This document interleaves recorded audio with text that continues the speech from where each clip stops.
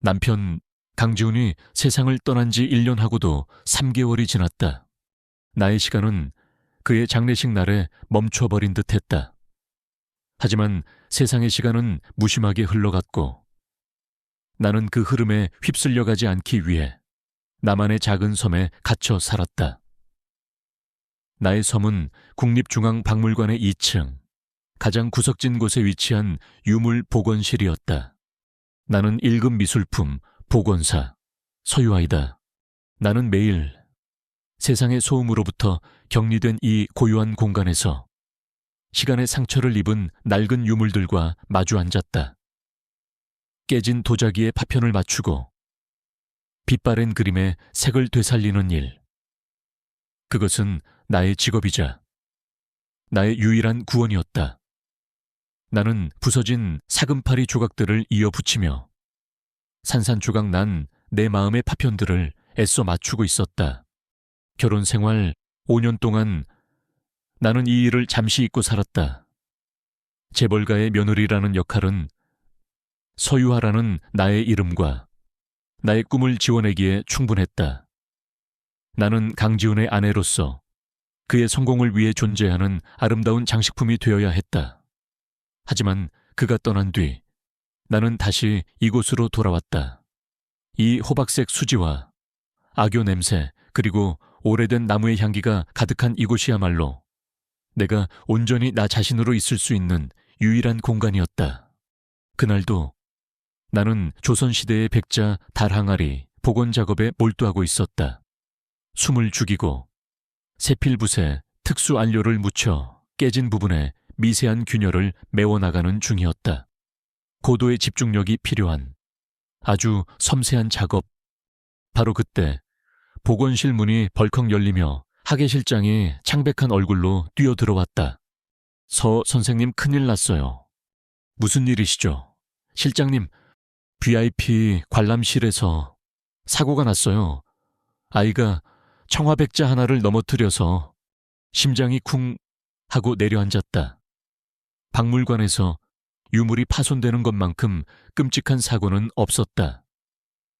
나는 서둘러 작업 도구를 내려놓고 그를 따라 VIP 관람실로 향했다. 관람실 안은 이미 난장판이 되어 있었다. 대기업 회장으로 보이는 중년의 남자와 그의 아내가 6살배기 아들 앞에서 어쩔 줄 몰라 하며 서 있었다.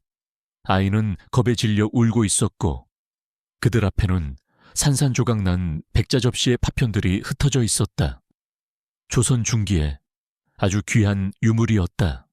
아이고, 이걸 어쩌면 좋습니까? 회장님, 정말 죄송합니다. 관람실을 책임지는 큐레이터가 사색이 되어 연신 고개를 숙이고 있었다. 보험 처리를 하고 경위서를 작성해서 나는 그 광경을 잠시 지켜보았다.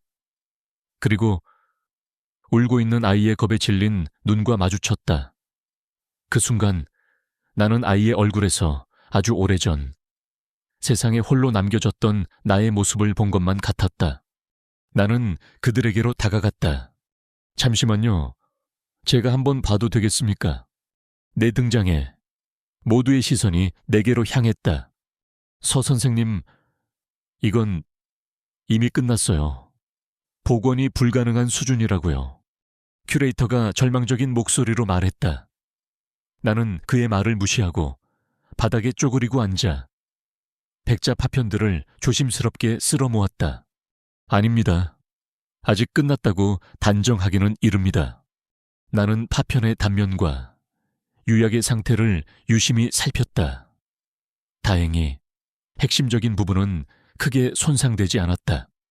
나는 아이의 부모를 향해 최대한 부드러운 목소리로 말했다. 너무 걱정하지 마십시오. 아이가 크게 놀란 것 같습니다. 제가 오늘 밤 이 파편들을 제 작업실로 가져가서 정밀하게 한번 살펴보겠습니다. 생각보다 상태가 심각하지 않을 수도 있습니다. 내 차분한 태도에 그들은 조금 진정한 듯했다. 나는 파편들을 특수 용기에 담아 내 작업실로 가져왔다. 그날 밤 나는 퇴근하지 않았다. 나는 작업실의 불을 환하게 밝히고 백자 파편들과의 긴 싸움을 시작했다. 이것은 나의 재능이자 나의 저주였다. 나는 한때 이 분야에서 가장 촉망받는 유망주였다. 내 손을 거치면 죽어가던 유물도 다시 숨을 쉬기 시작했다. 하지만 그 재능은 시어머니의 눈에는 돈도 안 되는 쓸데없는 손재주일 뿐이었다. 나는 먼저 파편들을 세척하고 각각의 위치를 퍼즐처럼 맞추어 나갔다. 그리고 내가 직접 개발한 특수 접착제를 아주 얇게 파편의 단면에 발랐다. 한 치의 오차도 한순간의 떨림도 용납되지 않는 작업. 몇 시간이 흘렀을까? 마침내 마지막 파편이 제자리를 찾았을 때 백자 접시는 기적처럼 원래의 모습을 되찾았다. 하지만 아직 끝난 것이 아니었다. 이제부터가 진짜 시작이었다. 나는 접시의 표면에 남은 아주 미세한 균열의 흔적들을 지워야 했다. 나는 안료와 석고를 원래의 백자와 똑같은 질감과 색이 나올 때까지 수십 번, 수백 번을 배합했다. 그리고 세필붓으로 그 균열의 흔적 위를 한 올 한 올 그림을 그리듯 메워나갔다. 숨소리조차 들리지 않는 고요 속에서 오직 나와 이 작은 백자 접시만이 존재했다. 동이틀 무렵 마침내 모든 작업이 끝났다. 백자 접시는 언제 깨졌냐는 듯 완벽하게 원래의 모습을 되찾았다. 그 어떤 전문가의 눈으로도 그 흔적을 찾아낼 수 없을 터였다. 나는 온몸에 힘이 빠져나가는 것을 느끼며 의자에 깊숙이 몸을 기댔다. 피곤했지만 마음은 뿌듯했다. 나는 한 아이의 실수를 그리고 하나의 귀한 역사를 지켜낸 것이다. 다음 날 아침 나는 완벽하게 복원된 백자 접시를 큐레이터에게 건넸다. 다행히 파손이 심하지 않았네요. 간단한 보강 작업만으로도 충분했습니다. 큐레이터와 아이의 부모는 내 손에서 멀쩡한 접시를 받아들고는 자신들의 눈을 의심했다. 그들은 내게 몇 번이고 감사 인사를 하며 거액의 사례금을 제안했지만 나는 정중히 거절했다.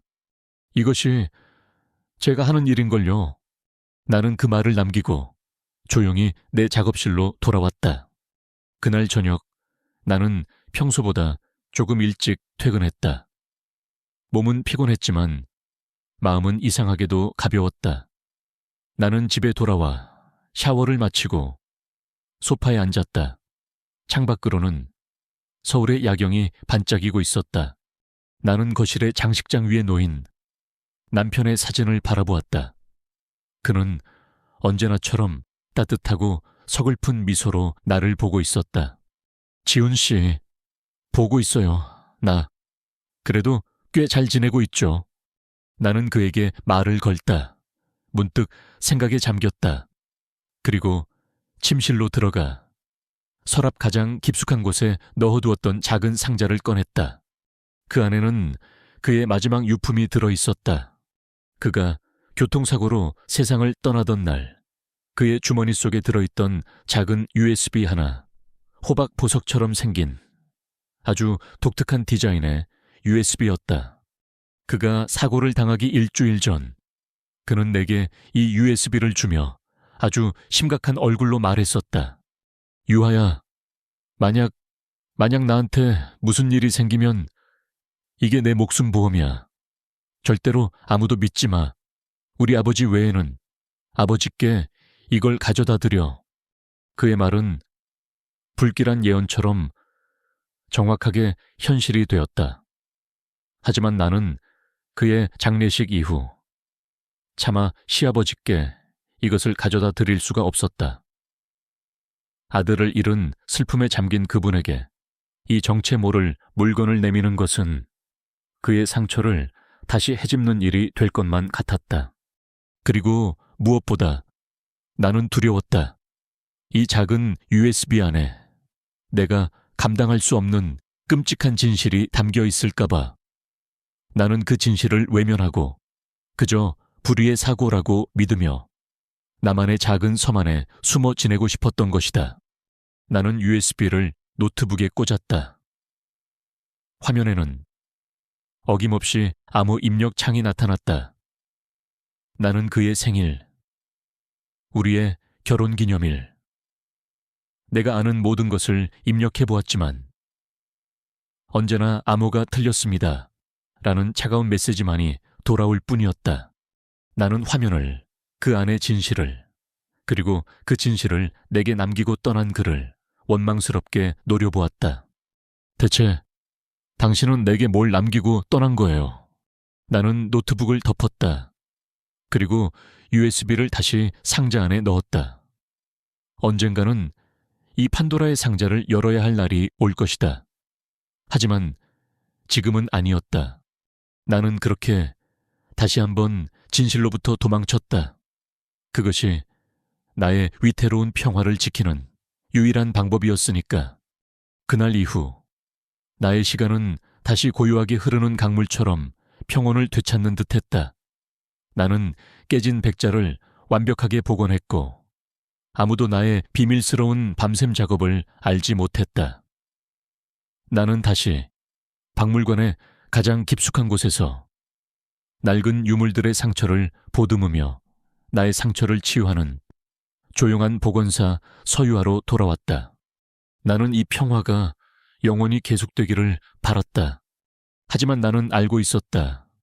나의 평화는 언제 부서질지 모르는 얇은 유리 위에 세워진 성이라는 것을, 그리고 그 성을 뒤흔들 첫 번째 파문은 내가 가장 원하지 않는 곳에서 가장 피하고 싶은 방식으로 나를 찾아왔다. 어느 날 오후 박물관으로 한 통의 등기 우편이 도착했다. 발신인은 법무법인 한결이었다. 남편의 장례식 이후 2번 다시 엮이고 싶지 않았던 강씨 집안의 법률 대리인이었다. 심장이 쿵 하고 내려앉았다. 나는 떨리는 손으로 두꺼운 법률 서류 봉투를 뜯었다.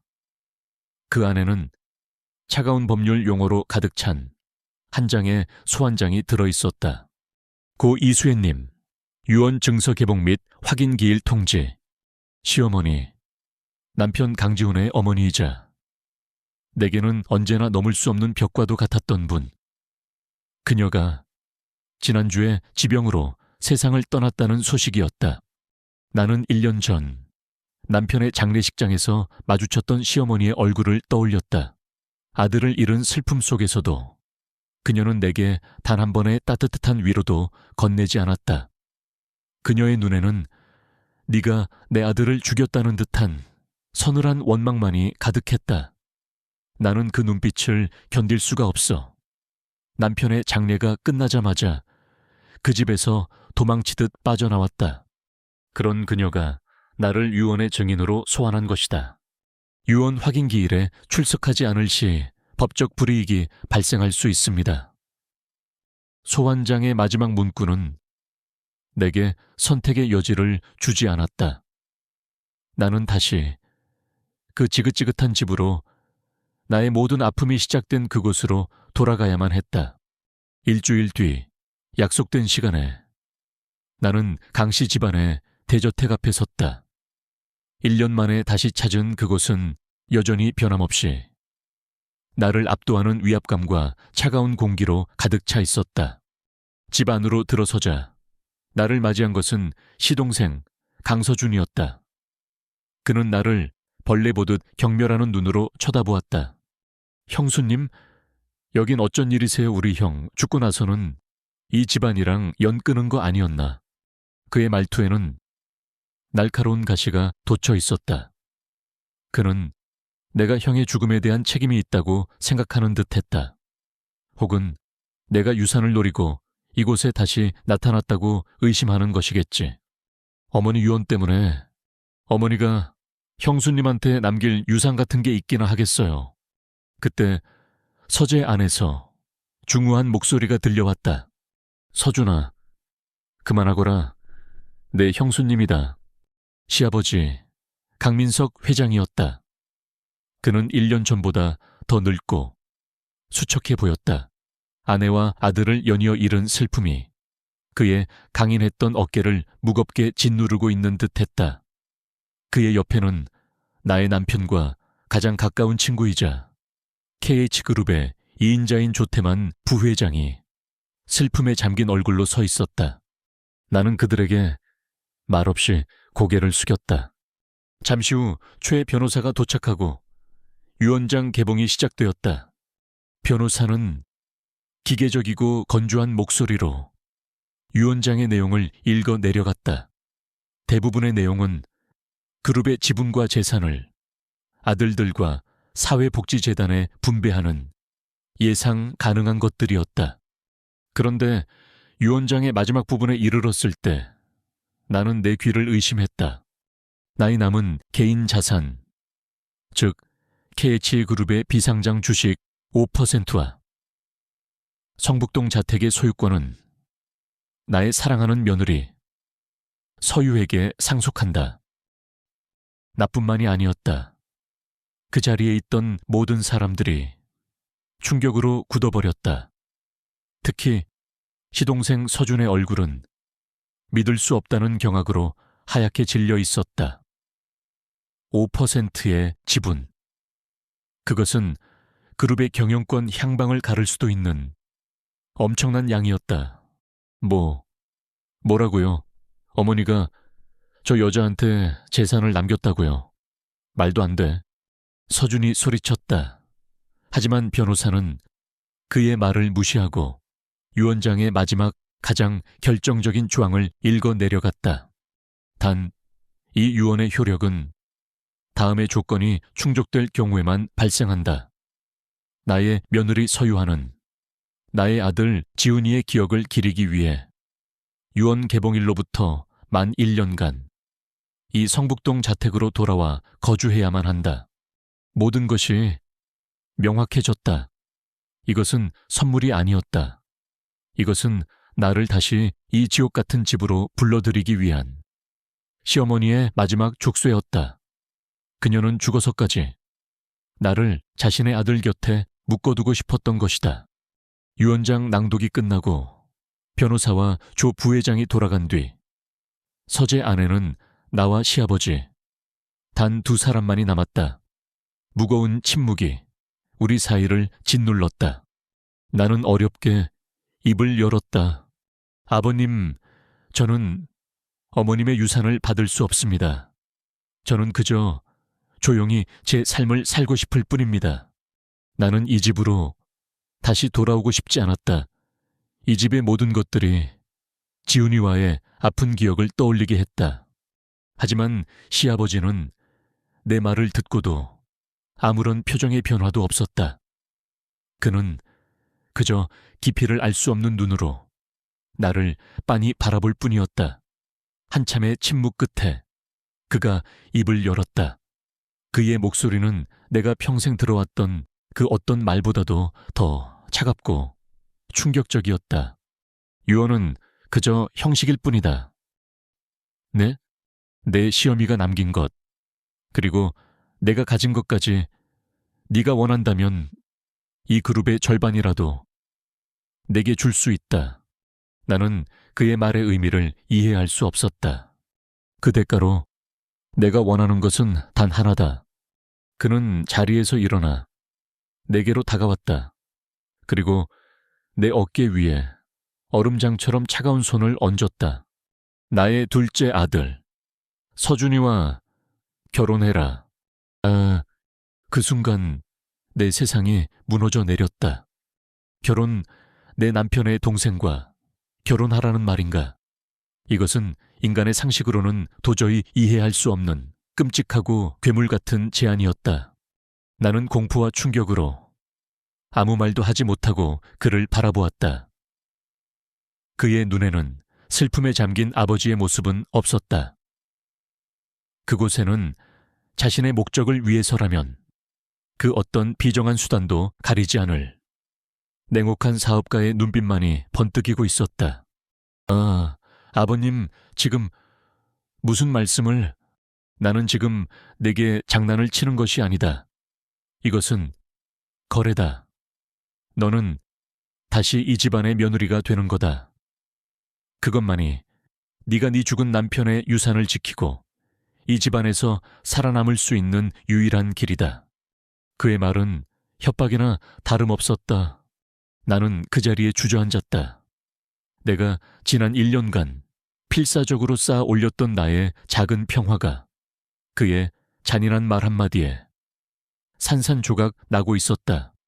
그는 나를 다시 더 깊고 더 어두운 황금 새장 속으로 밀어 넣으려 하고 있었다.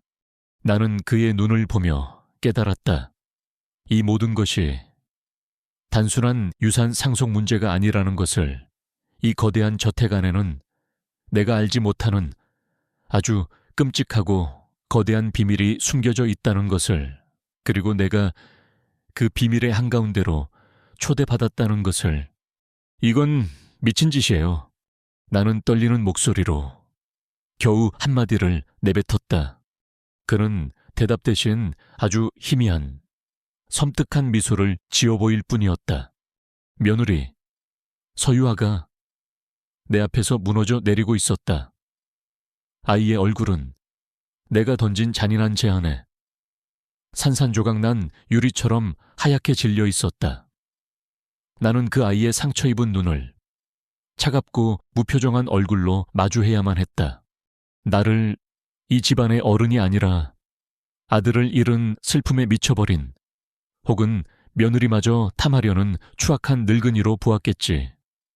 괜찮다. 지금은 그렇게 생각하는 편이 나았다. 아이가 나를 증오하고 두려워할수록 나의 진짜 의도를 숨기기에는 더 용이할 테니까. 아이가 비틀거리며 서재를 나간 뒤 나는 잠시 눈을 감았다. 1년 전 내 아들 지훈이가 싸늘한 주검이 되어 돌아왔을 때도 나는 울지 않았다. 그리고 일주일 전 내 아내 수혜가 내 곁을 떠났을 때도 나는 눈물을 보이지 않았다. 나는 KH그룹의 총수 강민석이었다. 나의 눈물은 곧 그룹의 약점이었다. 하지만 지금 아무도 없는 이 서재에서 나는 아주 오랜만에 내 안에 무언가가 무너져 내리는 것을 느꼈다. 나는 책상 위에 놓인 낡은 가족 사진을 들어 올렸다. 10년 전 지훈이가 대학을 졸업하던 날 찍은 사진이었다. 아내는 세상에서 가장 행복한 미소로 내 곁에 서 있었고, 나의 두 아들 지훈이와 서준이는 늠름한 모습으로 나란히 서 있었다. 그리고 그들 옆에는 수줍게 웃으며 서 있는 아이 유아가 있었다. 그때만 해도 나는 내가 세상의 모든 것을 가졌다고 생각했다. 하지만 이제 사진 속의 네 사람 중 둘은 내 곁에 없었다. 그리고 남은 한 명은 나를 괴물 보듯 하고 다른 한 명은 나를 원망하고 있다. 수혜야, 보고 있소. 내가 지금 아주 끔찍한 괴물이 되어가고 있어. 하지만 어쩔 수가 없구려. 내 아들의 복수를 위해, 그리고 이 가문을 지키기 위해 나는 기꺼이 지옥의 악귀가 될 작전기요. 모든 것은 내 아내 수혜의 죽음에서부터 시작되었다. 의사는 노환으로 인한 심장마비라고 했다. 하지만 나는 알고 있었다. 그녀는 나보다 더 건강하고 강인했던 여자였다. 그녀는 그렇게 쉽게 무너질 사람이 아니었다. 나는 그녀의 유품을 정리하다. 그녀의 비밀 서재에서 작은 다이어리 하나를 발견했다. 그 안에는 그녀가 마지막 몇 달간 몰래 기록해온 내용들이 담겨 있었다. 최근 들어 몸에 기운이 없고 자꾸 정신이 흐려진다. 조 부회장이 회장님 몰래 나에게 챙겨주는 특별 영양제 때문일까? 맛이 아주 쓰다. 오늘 회사 재무팀의 김 부장이 나를 몰래 찾아왔다. 그가 보여준 서류들 믿을 수가 없다. 조태만, 그 사람이 지난 10년간 회사의 돈을 빼돌리고 있었다. 그 액수가 상상을 초월한다. 지훈이에게 이 사실을 알려야 한다. 그 아이라면 아버지를 지키고 회사를 바로 세울 수 있을 것이다. 그리고 그것이 그녀의 마지막 기록이었다. 그녀는 진실을 밝히려다 죽임을 당한 것이다. 그리고 그 범인은 내가 30년간 형제처럼 믿고 의지했던 나의 친구, 나의 오른팔, 조태만 부회장이었다. 나는 그날 밤 잠을 이룰 수 없었다. 분노가 온몸을 태웠다. 하지만 나는 섣불리 움직일 수 없었다. 조태만은 이미 회사의 절반 이상을 자신의 사람들로 채워놓은 상태였다. 내가 그를 공격하는 순간 그는 이사회를 소집하여 나를 늙고 병든 무능한 회장으로 몰아 자리에서 끌어내릴 터였다. 나는 내 아들 지훈이와 함께 방역을 준비하기 시작했다. 지훈이는 나를 닮아 영리하고 냉철했다. 우리는 조태만의 비자금 내역과 그가 저지른 모든 비리의 증거들을 비밀리에 수집했다. 그리고 마침내 모든 증거를 담은 USB를 완성했다. 하지만 조태만은 우리보다 한 수 위였다. 지훈이가 그 USB를 내게 가져오기로 한 바로 그날, 아이는 음주운전 차량에 치여 그 자리에서 즉사했다. 경찰은 단순한 뺑소니 사고로 결론 내렸다. 하지만 나는 알고 있었다. 이것은 사고를 위장한 계획된 살인이었다는 것을 조태만이 자신의 범죄를 덮기 위해 내 아들의 목숨을 빼앗아 간 것이다. 나는 모든 것을 잃었다. 나의 아내, 나의 아들, 그리고 나의 유일한 희망이었던 그 USB까지. 나는 절망의 나락으로 떨어졌다. 하지만 나는 무너질 수 없었다. 나는 복수해야만 했다. 내 아내와 내 아들을 위해. 그리고 이 KH그룹을 저 악마의 소나귀에서 지켜내야만 했다. 나는 조태만 앞에서 아무것도 모르는 척 슬픔에 잠긴 늙은이 연기를 했다. 그리고 마지막 승부수를 던졌다. 바로 내 며느리 서유하였다. 아내의 유언. 그것은 내가 최 변호사와 함께 아주 오래전부터 준비해온 마지막 카드였다.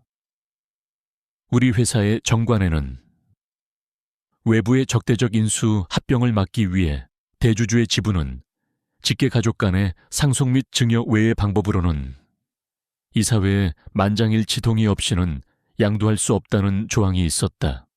조태만은 이 조항을 이용하여 내가 가진 지분을 묶어두고 나를 서서히 고사시키려 했다. 하지만 그는 내 아내가 자신의 개인 지분 5%를 며느리인 유에게 남겨두었다는 사실은 몰랐을 것이다. 그 5%의 지분, 그것은 지금의 상황에서 그룹의 경영권을 결정할 수 있는 캐스팅보트였다. 나는 유아를 다시 내 가족으로 만들어야만 했다.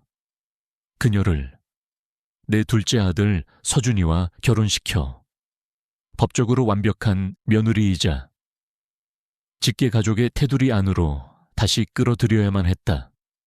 그래야만 그녀가 상속받은 지분을 조태만의 방해 없이 우리 쪽 우호 지분으로 묶어둘 수 있었다. 물론 이것은 미친 짓이었다. 형이 죽은 지 1년밖에 안 된 재수 씨를 동생과 결혼시키라는 것. 세상의 모든 손가락질을 받을 폐륜적인 제안이었다. 하지만 나에게는 다른 선택지가 없었다. 나는 유아의 상처를 알고 있었다. 그 아이가 이 집안을 얼마나 지긋지긋해 하는지도. 그래서 나는 그녀가 거부할 수 없는 가장 잔인한 방식으로 그녀를 올가매야만 했다. The dog dog. 노크소리와 함께 조태만 부회장이 내 서재로 들어왔다. 그의 얼굴에는 진심 어린 슬픔의 가면이 씌워져 있었다. 회장님, 사모님 일은 정말... 안개. 나는 그를 내 맞은편 의자에 앉혔다. 이제부터는 두 늙은 왕의 마지막 체스 게임이 시작될 터였다. 자네도 들었겠지. 집사람이 유아 아이에게 자신의 지분을 남겼다는 것을. 들었습니다. 사모님께서 맏며느리를 무척이나 아끼셨던 모양입니다. 하지만 그가 본격적으로 나를 떠보기 시작했다. 회장님, 이런 말씀을 드리기 송구스럽습니다만 유하 그 아이를 다시 이 복잡한 세상으로 끌어들이는 것이 과연 옳은 일일까요? 그 아이는 남편을 잃은 슬픔 속에서 이제 겨우 자신만의 삶을 찾았습니다. 이 코퍼레이트 월드의 암투는 그 아이가 감당하기에는 너무나도 벅찬 짐이 될 겁니다. 그의 말은 표면적으로는 유아를 걱정하는 듯 했지만 그 속에는 당장 그 아이를 내쫓으라는 서슬 퍼런 협박이 담겨 있었다. 차라리 그 아이에게는 주식 대신 두둑한 현금을 챙겨주고 조용한 곳에서 편히 살게 해주는 것이 어른으로서의 마지막 배려가 아닐까 싶습니다. 나는 그의 뻔뻔함에 속으로 실소를 터뜨렸다. 나는 그의 눈을 똑바로 쳐다보며 나의 첫 번째 수를 두었다.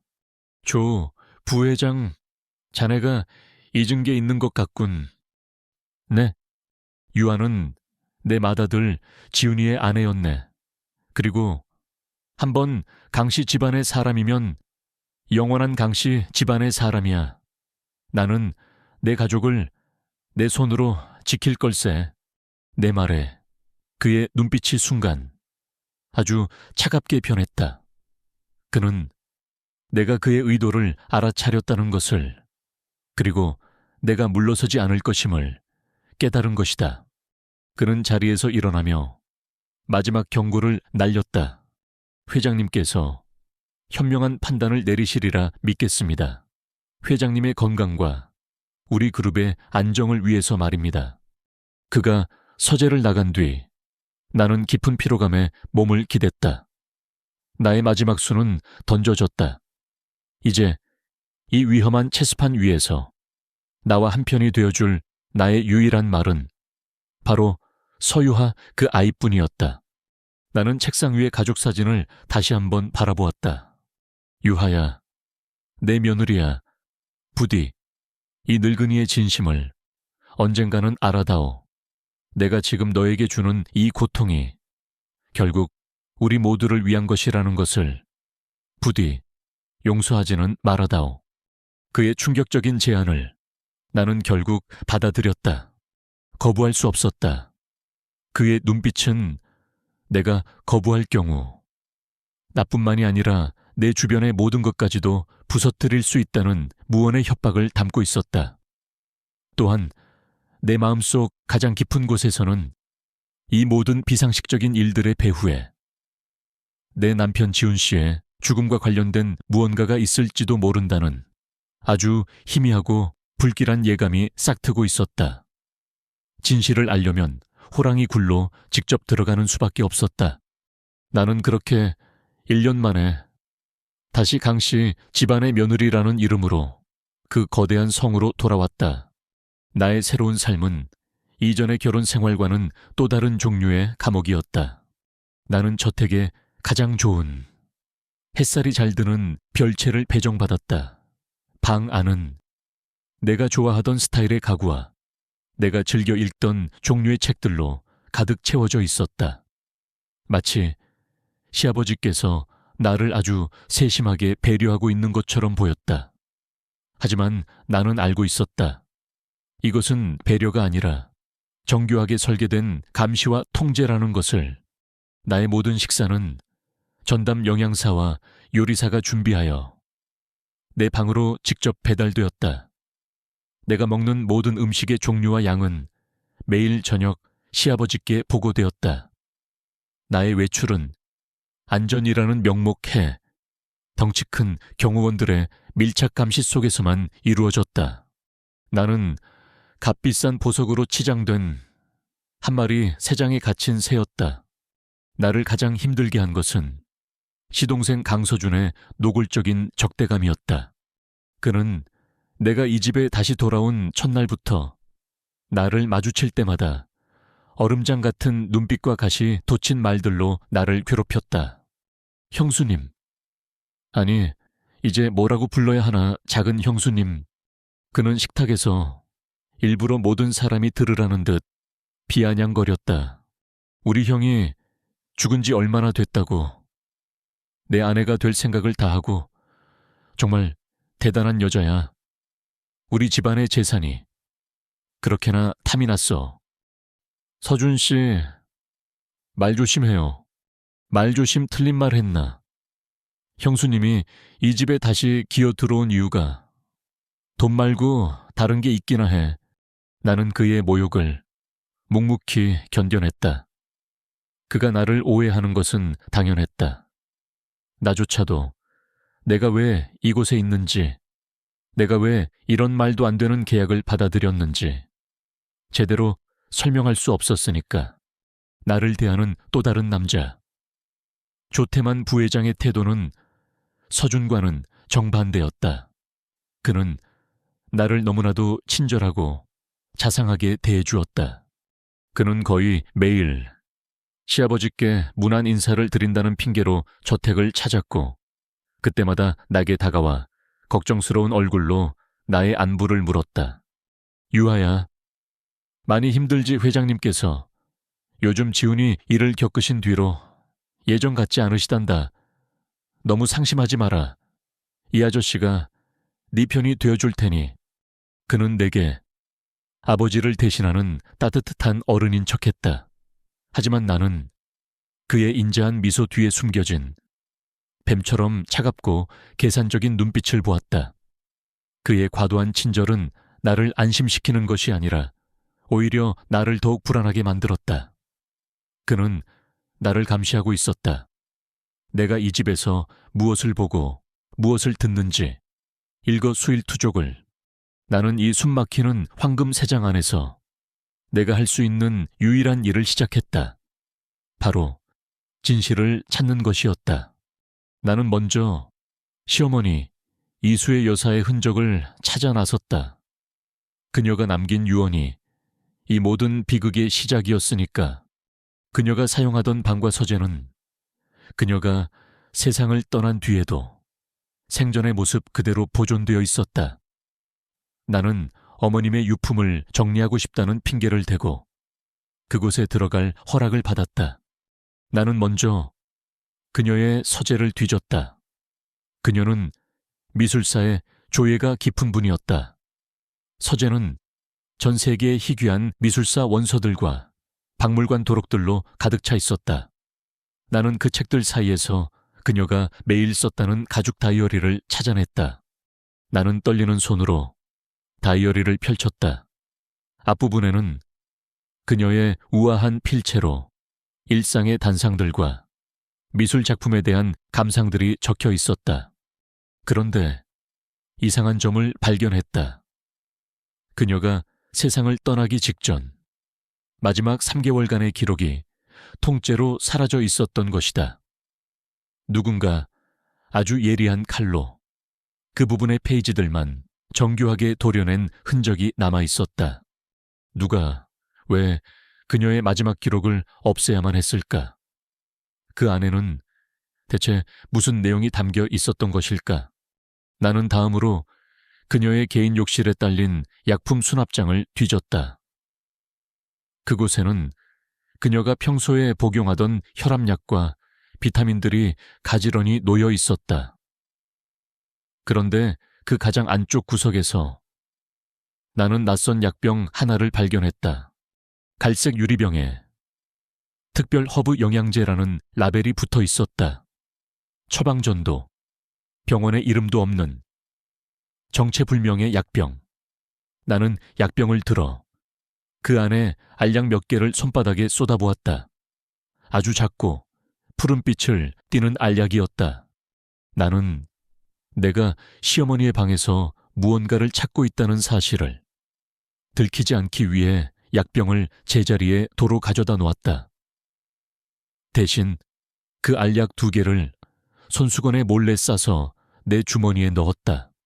그리고 나는 그날 밤 내 방에서 내가 가진 모든 지식과 기술을 동원하여 그 약병의 라벨을 분석하기 시작했다.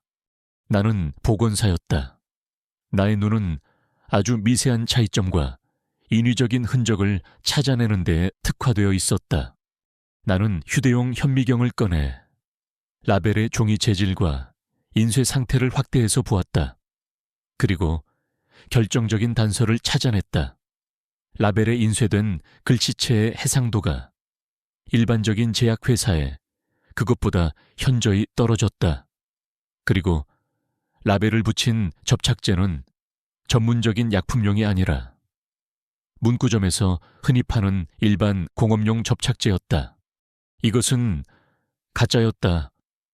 누군가 진짜 약병의 내용물을 바꾸고 그 위에 위조된 라벨을 새로 붙여놓은 것이다.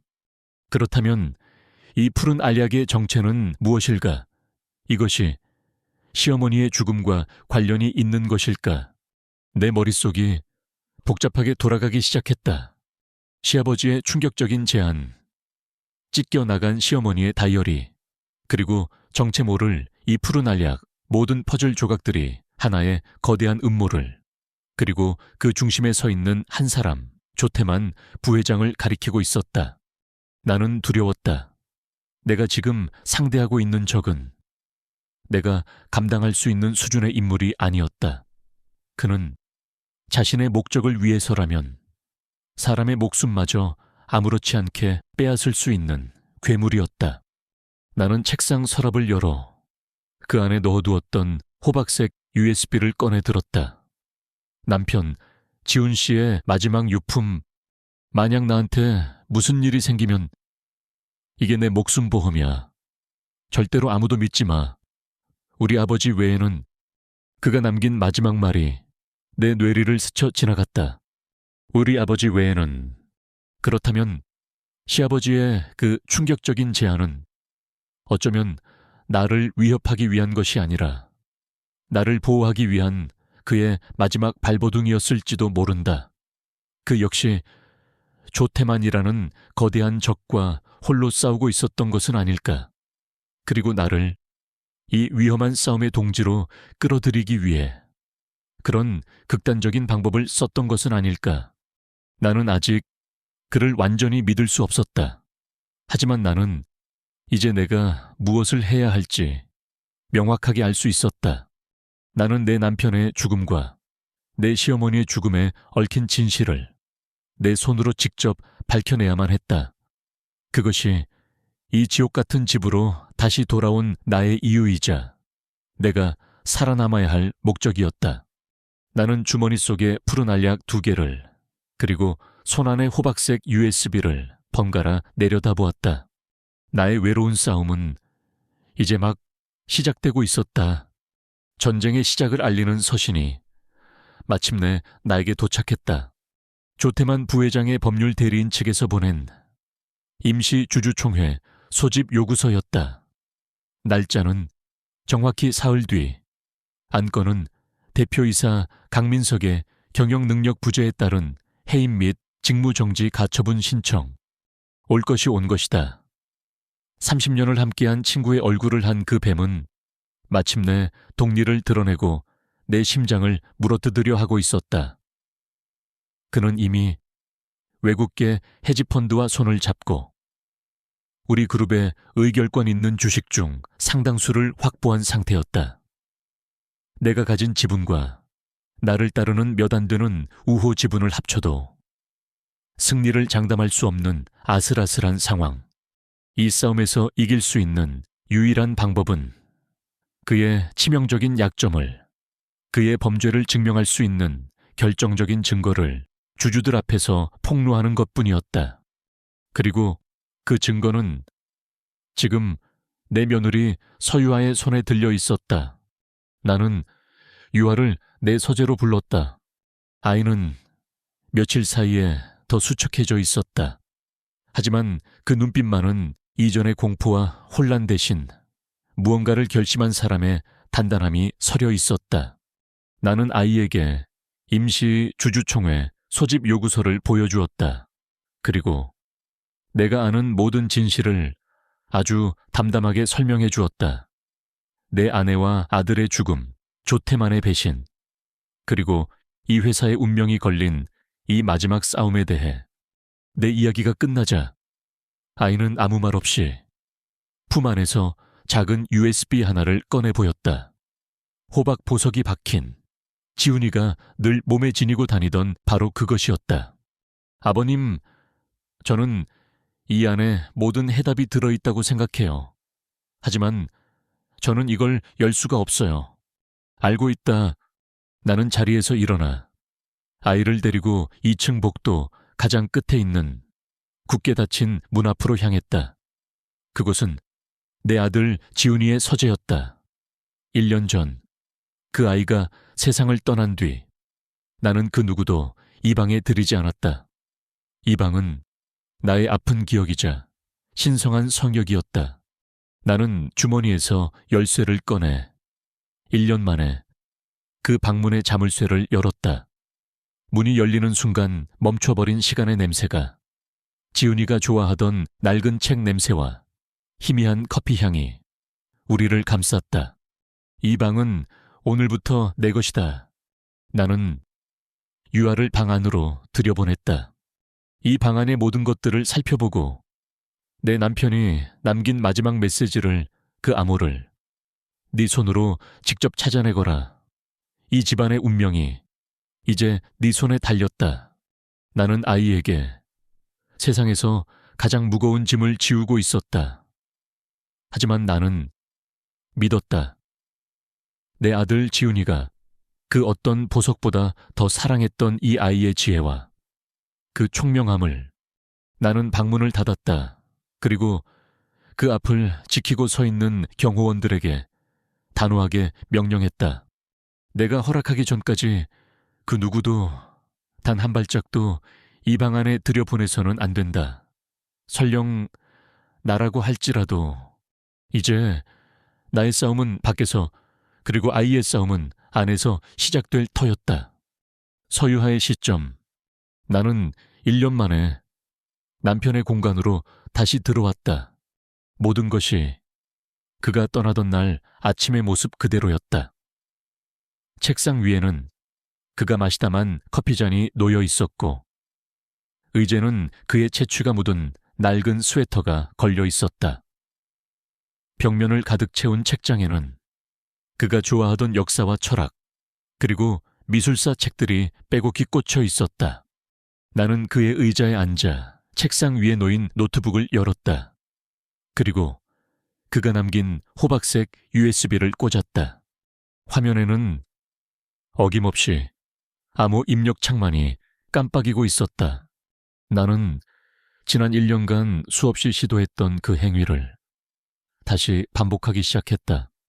그의 생일, 나의 생일, 우리의 결혼기념일, 서준 씨의 생일, 어머님과 아버님의 결혼기념일, 그가 아끼던 자동차의 번호, 그가 처음 내게 선물했던 책의 제목. 암호가 틀렸습니다. 암호가 틀렸습니다. 암호가 틀렸습니다. 차가운 기계음만이 나의 실패를 알리고 있었다. 나는 그의 책장을 뒤지기 시작했다.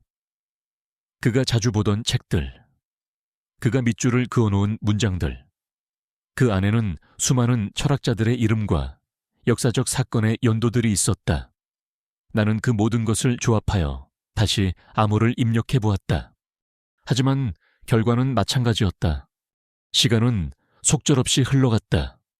하루가 지나고 이틀이 지났다. 주주총회는 이제 바로 내일 아침으로 다가왔다. 내 마음은 타들어가고 있었다. 나는 책상 위에 놓인 우리 두 사람의 결혼 사진을 바라보았다.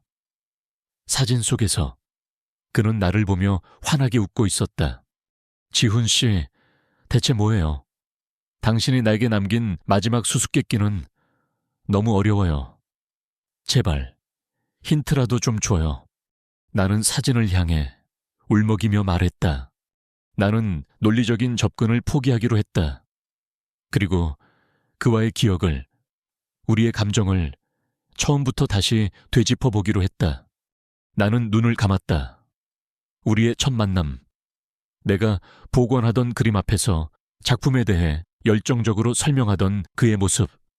우리의 첫 데이트, 어색한 침묵 속에서 우리가 함께 걸었던 삼청동의 돌담길. 그리고 그가 나에게 처음으로 사랑을 고백했던 남산의 야경. 우리가 함께 웃고 울고 사랑했던 수많은 순간들이 주마등처럼 내 머릿속을 스쳐 지나갔다. 그때 하나의 기억이 아주 선명하게 떠올랐다. 우리의 첫 번째 결혼기념일 전날 밤이었다. 우리는 거실 소파에 앉아 와인을 마시고 있었다. 유아야, 내일 우리 결혼기념일인데 뭐 갖고 싶은 거 없어? 당신이 갖고 싶은 거라면 뭐든지 다 사줄게. 그의 말에 나는 웃으며 대답했다. 나는 비싼 선물 같은 거 필요 없어요. 대신 나랑 약속 하나만 해요. 무슨 약속? 우리 나중에 아주 늙어서 더 이상 아무 데도 갈 수 없을 때가 되면 세상에서 가장 조용한 곳으로 단둘이 여행을 떠나요. 아무도 모르는 우리 둘만의 비밀 장소로. 그곳에서 우리가 함께 보았던 첫눈을 다시 한번 보는 거예요. 그것은 젊은 연인들이 흔히 나누는 아주 유치하고 낭만적인 약속일 뿐이었다. 세상에서 가장 조용한 곳이라. 거기가 어딜까? 세상의 끝 아니면 하늘의 끝. 좋아. 그럼 하늘의 끝으로 가자. 내가 당신을 그곳으로 데려다 줄게. 그는 웃으며 내게 약속했었다. 하늘의 끝. 나는 자리에서 벌떡 일어났다. 그리고 노트북 앞으로 달려갔다. 내 심장이 미친 듯이 뛰고 있었다. 암호 입력창, 내 손가락이 떨리고 있었다. 나는 우리의 그 낭만적이고 유치했던 약속을 한 글자 한 글자 키보드 위에 입력하기 시작했다. 하늘의 끝. 그리고 엔터키를 눌렀다. 비빅. 암호가 확인되었습니다. 화면이 열렸다. 강민석의 시점. 주주총회 날 아침이 밝았다.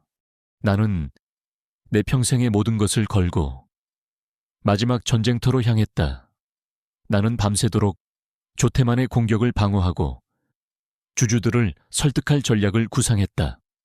하지만 결정적인 증거 없이는 승산이 희박하다는 것을 나 자신도 알고 있었다. 나는 그저 유하, 내 며느리를 믿는 수밖에 없었다. 회의장으로 향하는 복도에서 나는 조태만과 마주쳤다.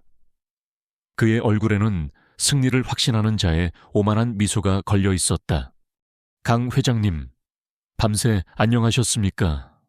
오늘이 회장님께서 이 자리에서 보내시는 마지막 날이 될 것 같군요. 김칫국부터 마시지 말게. 조 부회장, 승부는 아직 끝나지 않았으니 하하하, 아직도 그 철없는 며느리에게 기대를 걸고 계신 겁니까? 지금쯤 서재 안에서 울면서 포기했을지도 모르지요. 나는 그의 멱살을 잡고 싶었지만 가까스로 분노를 억눌렀다. 나는 회의장에 들어서 내 자리에 앉았다. 시간은 정확히 아침 9시를 가리키고 있었다. 그런데 유아가 아직 나타나지 않았다. 아이는 아직 그 서재에서 나오지 않고 있었다. 실패한 것인가? 아니면 내 마음이 타들어가고 있었다. 바로 그때 회의장 뒷문이 열리며 조태만이 의심스러운 눈초리로 경호원에게 무언가 지시하는 모습이 보였다. 그는 유아가 있는 서재에 강제로 들어가려 하는 것이 분명했다. 시간이 없었다. 나는 모든 것을 포기해야만 하는가. 바로 그 순간 내 휴대폰이 짧게 진동했다. 유핵에서 온 문자 메시지 하나였다. 그 안에는 단 한 문장이 적혀 있었다. 아버님, 문을 열었습니다. 암호가 확인되었습니다. 그 차가운 기계음이 내게는 세상에서 가장 따뜻한 천사의 목소리처럼 들렸다. 굳게 닫혀있던 판도라의 상자가 1년 만에 마침내 내 앞에서 열렸다. 화면에는 단 하나의 폴더가 나타났다. 폴더의 이름은 나의 심장을 꿰뚫는 듯했다. 사랑하는 나의 유에게, 지훈 씨, 그는 이 모든 것을 나를 위해 남겼던 것이다. 나는 떨리는 손으로 폴더를 열었다. 그 안에는 3개의 파일이 들어있었다. 첫 번째 파일의 이름은 왕국의 배신자였다. 나는 파일을 열었다. 그것은 지훈 씨가 지난 몇 년간 비밀리에 기록해온 거대한 회계 장부였다. 그 안에는 조태만 부회장이 수십 개의 유령 회사를 통해 어떻게 회사의 자금을 횡령하고 비자금을 조성했는지에 대한 모든 기록이 날짜별, 항목별로 꼼꼼하게 정리되어 있었다. 복잡한 숫자와 도표들. 나는 그 숫자들 속에서 진실을 밝히기 위한 그의 외로운 싸움과 뜨거운 분노를 느낄 수 있었다. 두 번째 파일의 이름은 악마의 얼굴이었다. 그것은 영상 파일이었다. 내가 파일을 재생하자 화면에는 낯익은 고급 룸살롱의 내부가 나타났다. 그리고 그곳에는 조태만 부회장과 우리 그룹의 가장 강력한 경쟁사인 태영그룹의 임원들이 함께 술을 마시고 있었다. 영상은 지훈 씨의 만년필에 내장된 몰래카메라로 촬영된 듯 화질은 거칠었지만 그들의 목소리는 또렷하게 녹음되어 있었다. 그러니 이번 신도시 건설 프로젝트 입찰에서 KH그룹의 내부 정보를 넘겨주시면 수익의 30%를 약속드리겠습니다. 부회장님? 하하하. 좋지. 강민석, 그 늙은 여우. 이제 은퇴할 때가 됐지. 이 KH그룹은 이제 내 것이 되어야 마땅해. 이것은 명백한 배신이었다. 30년 지기 친구의 등 뒤에 칼을 꽂는 추악한 모의의 현장. 나는 분노로 온몸이 떨려왔다. 하지만 나를 진짜 절망으로 밀어넣은 것은 마지막 파일이었다. 파일의 이름은 어머니의 눈물이었다. 그 안에는 한 편의 보고서가 들어있었다. 지훈 씨가 시어머니의 주치의를 몰래 만나 그녀의 건강 상태에 대해 인터뷰한 내용과 그녀가 복용하던 특별 허브 영양제의 성분 분석 의뢰서 그리고 그 결과표였다. 나는 충격적인 진실과 마주했다. 그 푸른 알약의 정체는 허브 영양제가 아니었다. 그것은 아직 임상시험도 제대로 거치지 않은 강력한 신경 억제 약물이었다. 그 약물은 단기적으로는 환각과 함께 행복감을 느끼게 하지만 장기적으로는 기억을 서서히 지우고 뇌신경을 파괴하여 결국에는 심장마비를 유발하는 아주 치명적인 독극물이었다. 조태만은 시어머니의 정신을 흐리게 만들어 재산을 빼앗고 결국에는 자연사로 위장하여 그녀를 살해할 계획이었던 것이다. 그리고 보고서의 마지막 페이지에는 지훈 씨가 내게 남긴 피를 토하는 듯한 마지막 편지가 있었다. 유하야, 이 글을 네가 읽고 있다면 나는 아마 이 세상에 없겠지. 미안하다. 너를 끝까지 지켜주지 못해서 정말 미안하다. 조태만, 그놈이 어머니를 서서히 죽이고 있어. 그리고 나는 그의 다음 목표가 나라는 것을 알고 있다. 나는 그놈의 범죄를 증명할 모든 증거를 이 USB에 담았다. 하지만 내가 이것을 아버지께 전달하기 전에 그가 먼저 내게 손을 쓸지도 모른다. 유하야, 만약 내게 무슨 일이 생긴다면 절대로 아무도 믿지 마라. 이 집안은 이미 그놈의 소나기에 들어갔다. 오직 아버지 한 분만을 믿고 이 증거를 전달해 드려라. 그리고 내 목까지 아버지를 지켜드려야 한다. 사랑했다, 서유하. 내 인생의 처음이자 마지막 사랑. 나는 노트북 위에 얼굴을 묻고 소리내어 울었다. 그의 죽음은 단순한 사고가 아니었다. 그는 가족을 지키기 위해 거대한 악과 홀로 싸우다 살해당한 것이었다. 나는 그런 그의 진실도 모른 채 지난 1년간 그를 원망하고 그리워하며 바보처럼 살아왔던 것이다. 미안해요. 지훈 씨, 정말 미안해요. 내가 그의 마지막 편지를 끌어안고 오열하고 있을 때였다. 꽝꽝꽝. 서재 밖에서 문을 거칠게 두드리는 소리가 들려왔다. 서유아 씨, 문 여시오. 부회장님의 명령입니다. 조태만의 경호원들이었다. 그가 내가 무언가 찾아냈다는 것을 눈치챈 것이다. 주주총회는 이미 시작되었을 터였다. 나는 눈물을 닦았다. 지금은 슬퍼할 시간이 아니었다. 나는 지훈 씨의 마지막 유언을 지켜야만 했다. 나는 즉시 노트북으로 작업을 시작했다. 이 모든 파일들을 클라우드 서버에 업로드하고 그 링크를 암호화하여 시아버지와 그리고 이제는 믿을 수 있는 유일한 아군인 시동생 서준 씨에게 전송해야 했다. 제발 시간아. 파일의 용량은 거대했고 업로드 속도는 거북이처럼 느렸다. 밖에서는 문을 부수려는 듯한 굉음이 계속해서 들려왔다. 업로드 진행률 57%. 쾅! 마침내 서재의 견고한 문이 안쪽으로 부서져 내렸다. 조태만과 그의 하수인들이 악마의 얼굴을 한 채 방 안으로 들이닥쳤다. 꼴이 말이 아니군. 며느님, 조태만이 비웃으며 내게로 다가왔다. 내 남편처럼 너도 참 어리석구나. 얌전히 있었으면 목숨은 건졌을 것을. 그는 내 노트북을 빼앗으려 했다. 업로드 진행률 98%.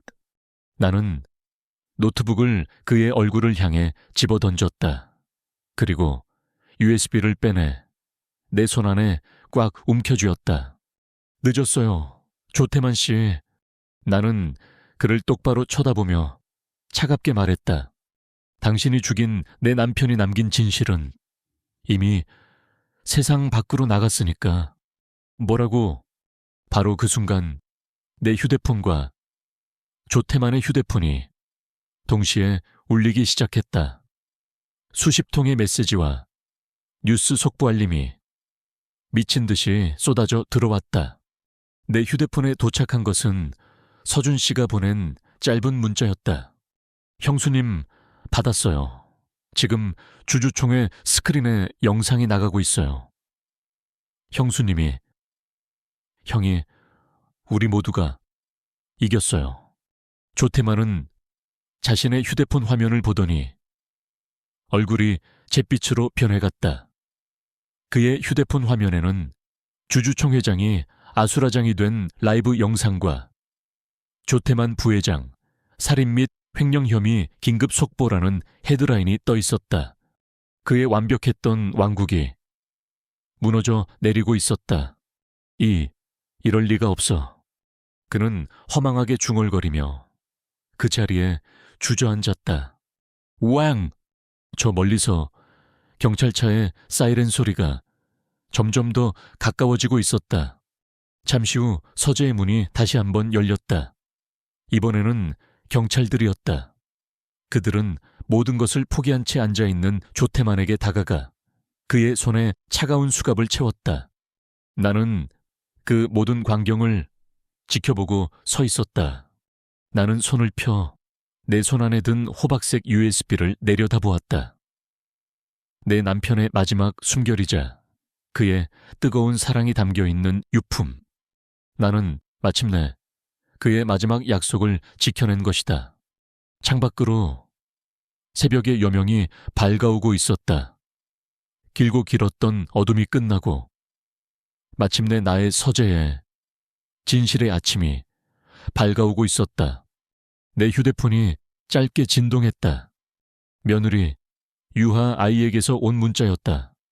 아버님, 문을 열었습니다.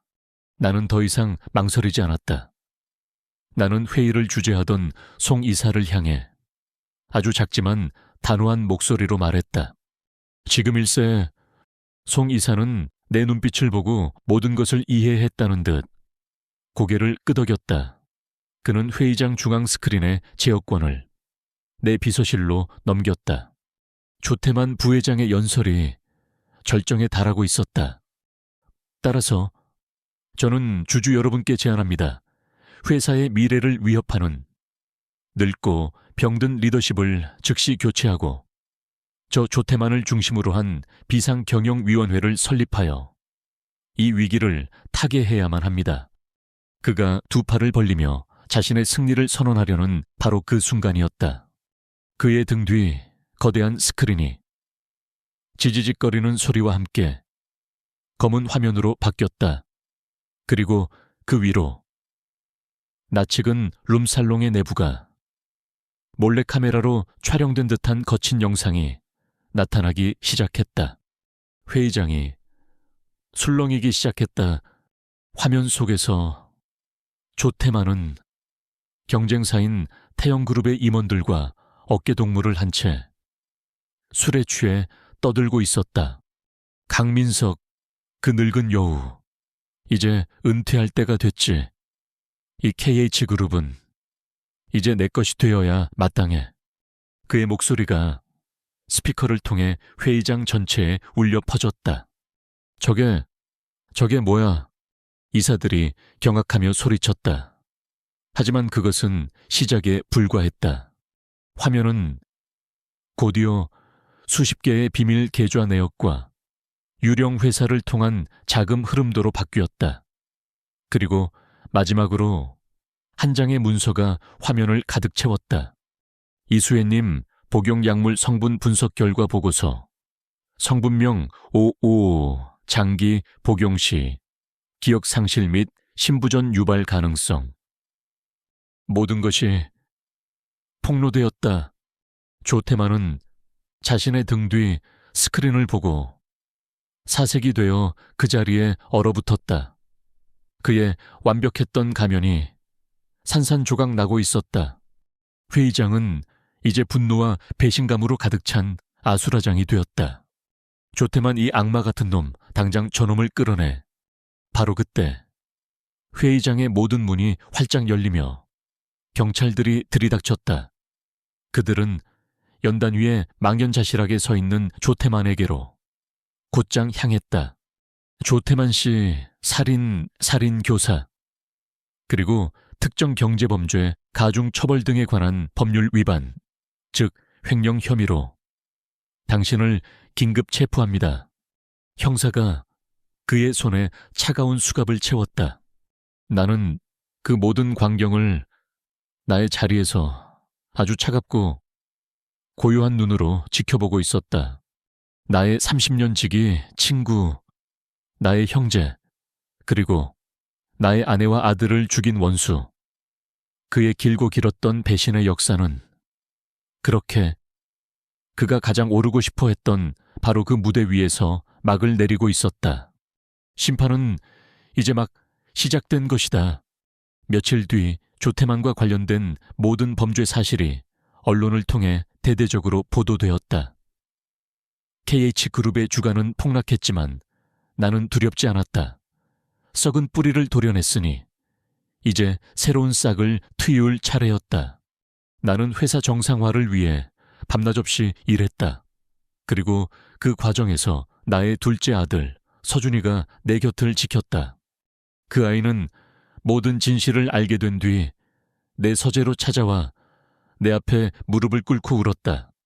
아버지, 제가 정말 어리석었습니다. 아무것도 모른 채 형수님을 미워하고 아버지를 원망했습니다. 저를 용서하지 마십시오. 나는 그런 아이를 말없이 일으켜 세웠다. 아니다. 서준아, 나 역시 너희들에게 좋은 아버지가 되어주지 못했다.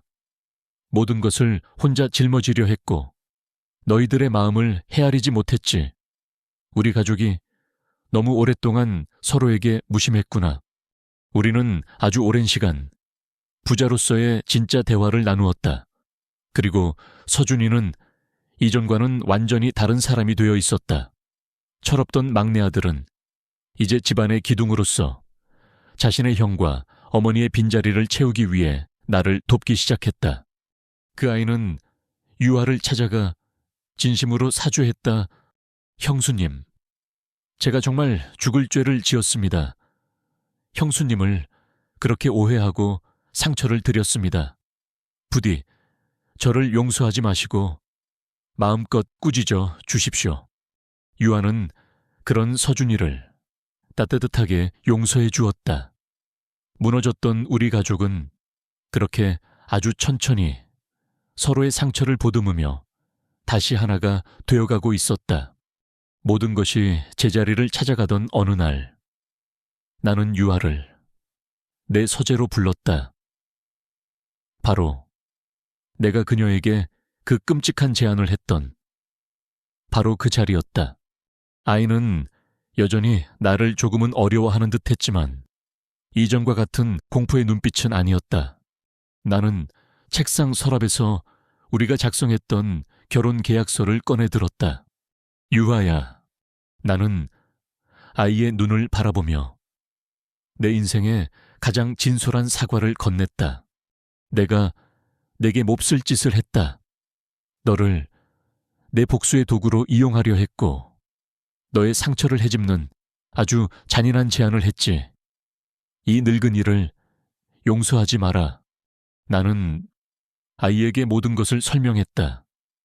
내가 왜 그런 미친 짓을 할 수밖에 없었는지, 조태만이라는 거대한 적 앞에서 내가 얼마나 무력했는지, 그리고 너와 네가 가진 지분만이 나의 유일한 희망이었는지를. 그리고 나는 그 계약서를 아이의 눈앞에서 갈갈이 찢어버렸다. 이것으로 우리의 모든 계약은 끝났다. 너는 이제 자유다. 나는 아이에게 새로운 제안서를 내밀었다. 이것은 내 아내가 너에게 남긴 유산의 목록이다. 그리고 이것은 내가 너에게 주는 나의 사죄의 표시이다. 나는 내 개인 자산의 상당 부분을 아이의 이름으로 넘겨주는 서류를 함께 내밀었다. 이 모든 것을 가지고 이제 훨훨 날아가거라. 이 지긋지긋한 집안은 잊어버리고 네가 원하는 곳에서 네가 원하는 삶을 마음껏 펼치며 살아가거라. 너는 그럴 자격이 충분하다. 아이는 아무 말 없이 내가 내민 서류들을 내려다보았다. 그리고 고개를 들어 나를 바라보았다. 그녀의 눈에는 눈물이 그렁그렁 맺혀 있었다. 아버님, 아이가 처음으로 나를 그렇게 불렀다. 아버님께서는 제게 선택권을 주셨어요. 떠나거나 혹은 남거나. 저는 남는 쪽을 선택하고 싶어요. 나는 내 귀를 의심했다. 저는 더 이상 도망치지 않겠어요. 저는 제 남편 지훈 씨의 아내로서, 그리고 이 집안의 며느리로서 그의 유산을, 그리고 아버님을 제 손으로 직접 지켜드리고 싶어요. 유하야, 그러니 제게 새로운 계약을 제안해 주세요. 아버님, 아이는 눈물을 머금은 채 환하게 웃으며 말했다. 계약의 이름은 가족, 계약 기간은 영원, 그리고 계약의 조건은 서로의 곁을 지키며 함께 행복해지는 것. 그 계약서에 아버님의 딸이자 며느리로서 제 이름을 서명하게 해주세요. 나는 그 아이의 얼굴을 보며 나도 모르게 눈물을 흘렸다. 아내와 아들을 잃은 잿더미 속에서 나는 아주 귀하고 소중한 새로운 딸 하나를 얻은 것이다. 그로부터 1년 후 봄, 나는 더 이상 유물을 복원하는 복원사가 아니었다. 나는 이제 새로운 예술가들에게 날개를 달아주는 수혜 아트 재단의 이사장이 되어 있었다. 시아버님, 강민석 회장님께서는 며느리이자 딸로서 이 집안에 남겠다는 나의 선택을 존중해 주셨다. 그는 나와 서준 씨를 망가진 KH그룹을 다시 일으켜 세울 공동 경영 파트너로 인정해 주셨다. 하지만 나는 그 자리를 고사했다. 기업 경영은 나의 길이 아니었다. 대신 나는 시어머니의 이름을 딴 아트 재단을 설립할 것을 제안했다. 생전에 그녀는 예술을, 특히 이름 없는 젊은 예술가들을 후원하는 것을 무척이나 좋아하셨다. 나는 그녀의 숭고한 뜻을 내가 가진 재능을 이용해 이어나가고 싶었다.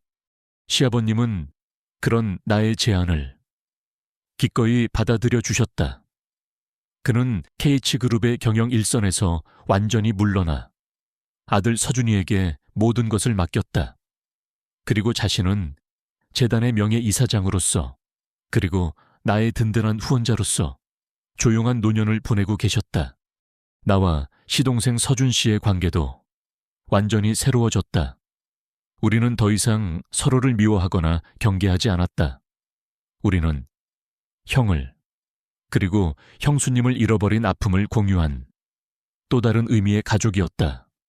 그는 이제 나를 형수님이 아니라 누나라고 불렀다. 그는 재단의 이사로서 서툰 나를 도와 굳은 일들을 도맡아 처리해 주었다.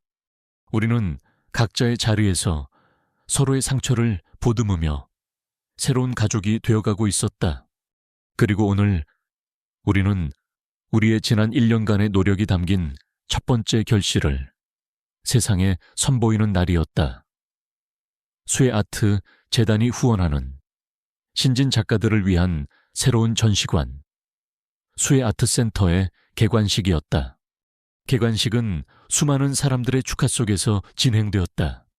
나는 재단의 이사장으로서 단상에 올라 감사 인사를 전했다. 돌아가신 저의 시어머니 이수혜 여사님께서는 언제나 말씀하셨습니다. 예술이란 우리의 삶을 더 풍요롭게 만드는 세상에서 가장 아름다운 선물이라고. 저희 수혜 아트센터는 그분의 뜻을 이어받아 재능 있는 젊은 예술가들의 꿈을 위한 가장 튼튼한 발판이 되어줄 것입니다. 내 연설이 끝나고 개관 기념 첫 번째 전시에 막이 올랐다. 나는 이 첫 번째 전시를 아주 특별한 누군가를 위해 준비했다. 여러분께 수혜 아트센터의 첫 번째 전시를 소개합니다. 새벽을 응시하다 사진작가 강지훈 회고전. 내 속에 장래가 술렁였다. 특히 시아버지와 서준 씨의 얼굴에는 당혹감과 놀라움이 스쳐 지나갔다.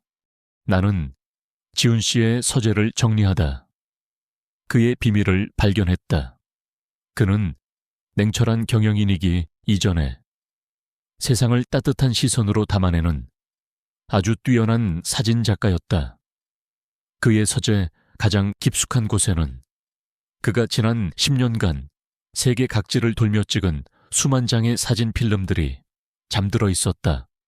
그는 자신의 가장 순수한 열정을 세상에 단 한 번도 공개하지 않았던 것이다. 나는 1년 동안 최고의 전문가들과 함께 그의 필름들을 복원하고 인화했다. 그리고 오늘 이 자리에서 그의 멈춰버렸던 시간을 다시 흐르게 하고 싶었다. 전시관의 문이 열리고 사람들은 그의 사진들 앞에서 감탄을 금치 못했다. 그의 사진 속에는 거대한 자연의 풍경과 그 안에서 살아가는 소박한 사람들의 일상이 따뜻하고 깊이 있는 시선으로 담겨 있었다. 시아버님은 아들의 사진들 앞에서 한참 동안 아무 말 없이 서 계셨다. 그의 어깨가 아주 가늘게 떨리고 있었다. 그는 자신이 한 번도 알지 못했던 아들의 또 다른 모습을 그제야 마주하고 있었다. 서준 씨는 내게 다가와 빨개진 눈으로 말했다. 누나, 고마워. 우리 형의 마지막을 이렇게 멋지게 만들어줘서 정말. 나는 그의 어깨를 두드려 주었다. 전시회는 대성공이었다. 언론은 비운의 경영인 강지훈, 사진 작가로서 재조명되다라는 제목으로 그의 작품 세계를 대서특필했다. 사람들은 그의 사진 속에서 그의 짧았던 삶과 그의 따뜻했던 영혼을 다시 한번 기억하게 되었다.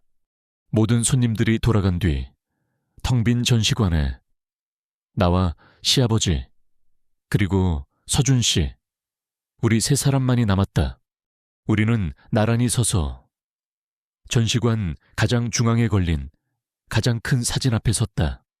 그것은 지훈 씨가 찍은 동해의 일출 사진이었다. 어둡고 푸른 새벽의 바다 위로 모든 것을 집어삼킬 듯 장엄하고 눈부신 태양이 떠오르는 순간을 포착한 사진. 그 사진의 제목은 다시 새벽이었다. 나는 그 사진을 보며 2년 전 시아버지가 나에게 건넸던 그 충격적인 제안을 떠올렸다. 그것은 한 늙은 왕이 자신의 왕국을 지키기 위해 던졌던 가장 잔인하고 절박한 승부수였다.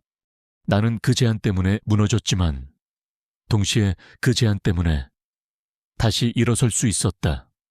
나는 그 제안 덕분에 진실과 마주할 용기를 얻었고 내 남편의 명예를 되찾았으며 그리고 새로운 가족을 얻었다. 나는 이제 그를 원망하지 않았다. 나는 사진을 향해 조용히 손을 뻗었다. 그리고 차가운 유리 위 떠오르는 태양의 이미지를 가만히 쓰다듬었다. 나는 내 남편을 잃었다. 그 슬픔은 아마 평생 내 마음속에 지워지지 않는 흉터로 남을 것이다. 하지만 나는 이제 더 이상 혼자가 아니었다. 내 곁에는 나를 지켜주는 든든한 아버지가 그리고 나를 아껴주는 다정한 동생이 있었다. 우리는 서로의 상처를 보듬는 새로운 형태의 가족이 된 것이다.